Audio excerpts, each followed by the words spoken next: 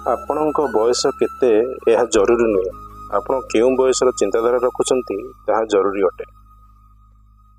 ଗୋଟିଏ ମଣିଷ ବଞ୍ଚି ରହିବା ପାଇଁ କେବଳ ଖାଦ୍ୟ ନୁହେଁ, ହସ ଖୁସି, ସ୍ନେହ, ଶ୍ରଦ୍ଧା ଓ ଭଲ ପାଇବାର ଆବଶ୍ୟକତା ରହିଛି।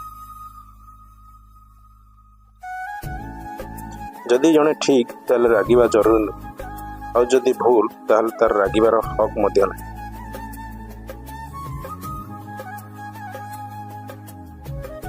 ନିଜର ଭୁଲ ଗୁଡ଼ିକୁ ଭୁଲି ନ ଯାଇ ତାକୁ ସୁଧାରିବାକୁ ଚେଷ୍ଟା କରନ୍ତୁ। ଆପଣଙ୍କ ଜୀବନ ଆପେ ଆପେ ସଜାଡ଼ି ହୋଇଯିବ।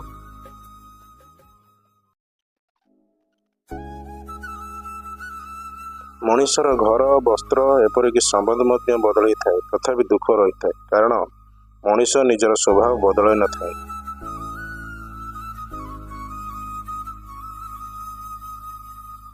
ଆପଣ ତର୍କ ଦ୍ୱାରା କାହାକୁ ସାହାଯ୍ୟ କରିପାରିବେ ନାହିଁ। ଆପଣ ଯେତେ ଶାନ୍ତର ନମ୍ର ହେବେ ହୁଏତ କାହାକୁ ସାହାଯ୍ୟ କରିପାରିବେ। ନିଜ ଲୋକମାନଙ୍କର ଭୁଲକୁ ଆଜି ହିଁ କ୍ଷମା କରିବାକୁ ଚେଷ୍ଟା କର, କାରଣ କାଲିର ସଫଳ ସମସ୍ତଙ୍କ ଭାଗ୍ୟରେ ନଥାଏ।